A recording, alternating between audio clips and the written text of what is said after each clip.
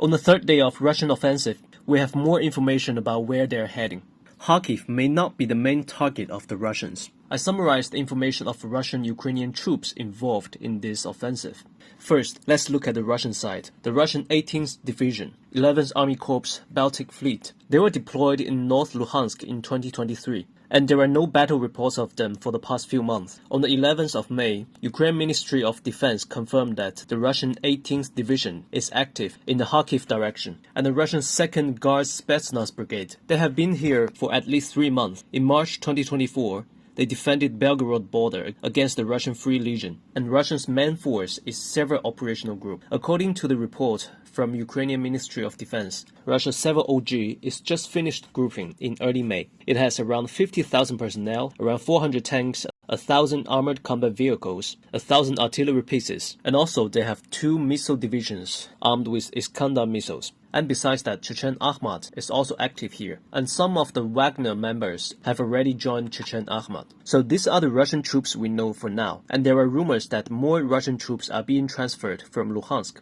For example, 138th Brigade from 6th Combined Army. They have been fighting around Kupiansk for like more than a year. And from the Ukrainian side, the 23rd and 43rd Mechanized Brigades are active here. The 23rd Mechanized Brigade was formed in 2023. They were active in the summer offensive last year. Early this year, they have been fighting near Marinka and Avdiivka. And the 43rd Brigade was also involved in the 2023 summer offensive. They have been deployed in North Luhansk for at least half a year. These two are the main forces defending here, and there are 3 more Ukrainian Territory Defense Brigades, 120th Brigade, 125th Brigade. Their armband is Castle and Lion. I like that. And the 15th State Border Covering Force. And also, Kraken is here. This is a regiment formed at the beginning of this war from Azov soldiers, estimated around 1,800 men. Actually, I was surprised that Wikipedia Kraken definition is a giant squirt attacking an Asian Chinese ship. This is wrong.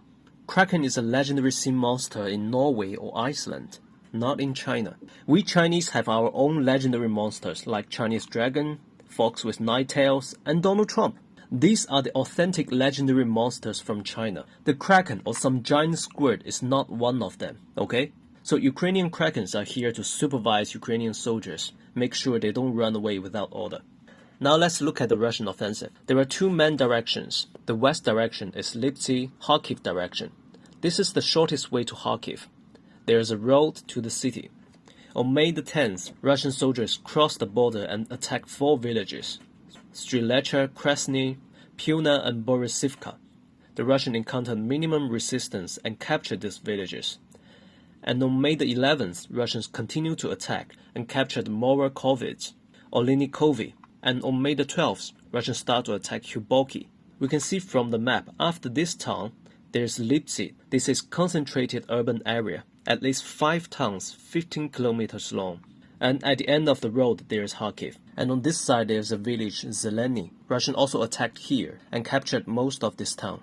If Russian continues to push here, they will be able to threaten the Lyptsi from the east. And the red line here is Ukrainian defense trenches. So this is the west side of the attack. And on the east side, Russians attacked near Oski River. On the 10th of May, Russian captured Ohirtseve and Plantinivka. And on the east side, there are 2 small villages Russian are also attacking. And they also entered the next town, Hatyshche.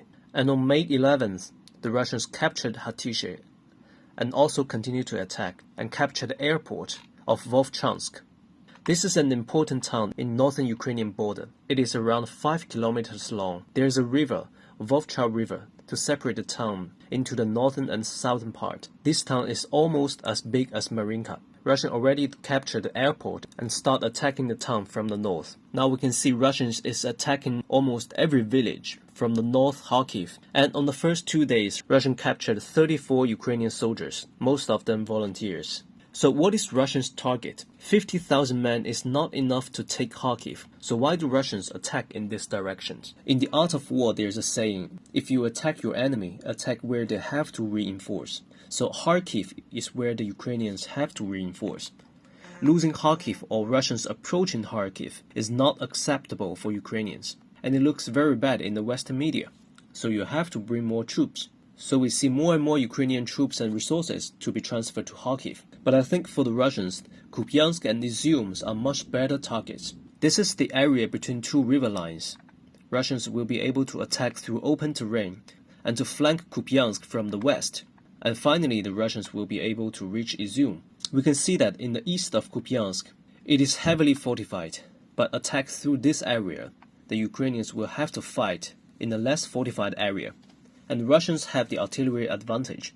Now most of the aid from United States has not arrived yet, so there is a time window for the Russians. So for the past 2 days, we can see that the trenches are very important.